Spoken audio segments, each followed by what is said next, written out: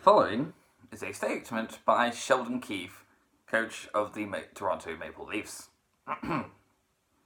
I thought we played a really good game. If we play that type of game 100 times, I think we win it 99 of those times. Something in that neighbourhood. The result stinks, but I don't think it's indicative of how the game went. That's the best defensive game we've played all season. That's your best defensive game? Giving up 4 unanswered goals in the third period is your best defensive game? Oh, I sure wouldn't like to see the worst defensive game you've had this year, but I can think of a few. This is a slightly different Bolts analysis this evening, as I will preview the Tampa Bay Lightning against the Vegas Golden Knights, but I have to talk about the Toronto Maple Leafs at home to the Florida Panthers. The final score was Toronto Maple Leafs 3, Florida Panthers 5, but that does not begin to tell the whole story. It was 3-1 to the Leafs, with less than a period to go. And just... I haven't seen choking that bad since Joffrey Baratheon. What on earth? Just when you think, the Leafs have improved. Okay, they've taken a step back. They've realised that the effort is lacking. The goalie situation he's looking at, it's fine. They're having a few better games, playing better. The defensive mindset is starting to click. Oh, no, it isn't. No, it blimmin' well ain't. Any of those, all of the 4 goals they let in that third period, every single one, you just wince. Even as a neutral, you hate to see it. Because it's just, that team could be so good, but no, just defenders not picking people up. It's almost like they went, the Florida Panthers don't have Barkov, so we're fine. It's like, they still have people who can score. Jonathan Huberdeau, have you heard of him? And the goaltending, obviously it didn't help that Anderson got injured. I understand that. That's, it happens. It's not the easiest thing to adjust to. But Hutchinson did come in and start the second period. Played his way through an entire period, had time to settle. Wasn't like he was immediately onslaught. It's a good second period by the Leafs. They started to take control. But then he started playing I don't know. It's like you're trying to work a claw machine after you've had 4 cups of coffee. That was his style of goaltending. Just I'm going to try and be here. Or maybe I should be over here. No, I'll try and be over there. It's focus. Focus. You can't expect to pull off saves because at some point you're just going to leave a wide open net. And Florida do not need a second invitation to score.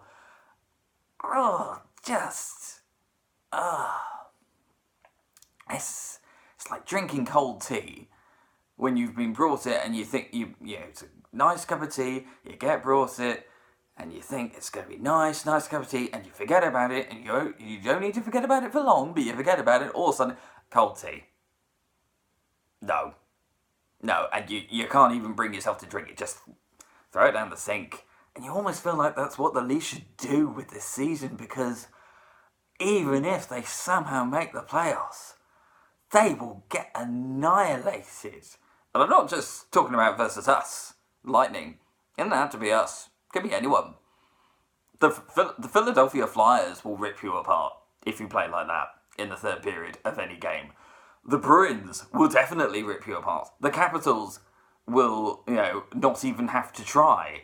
The Panthers will enjoy it. Panthers have loved their games against the Leafs. That's 13 goals in 2 games so far.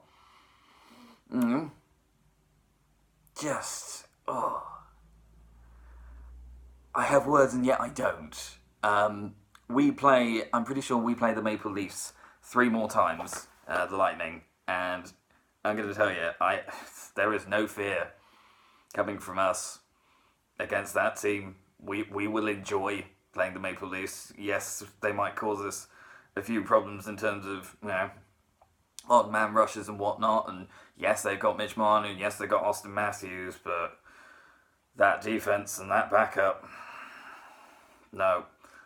We play Toronto. Toronto come to us on the 25th. Then we are at Toronto on the 10th of March, and they are again with us on the 25th of March. So, yeah, we played them 3 times in about a month and a half.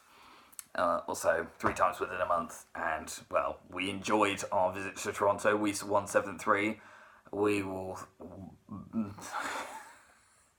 pick a verb, any verb, maul, annihilate, mash, mutilate, destroy, devour, defenestrate. Whatever is left of that Toronto defence, we will make sure there is nothing. And we will enjoy it, because it's an Atlantic Division opponent, and you have to beat your divisional rivals, Toronto. Because that's 2 you've let slip against Florida now, and you've only got 2 left. You're 2 away from a sweep, and at this stage, I can see a sweep for Florida. So, yeah, to all those Toronto players on multi-million-dollar contracts, sort it out. Or it won't be Game 7 that gets you, it'll be Game 4. And that's the best case scenario.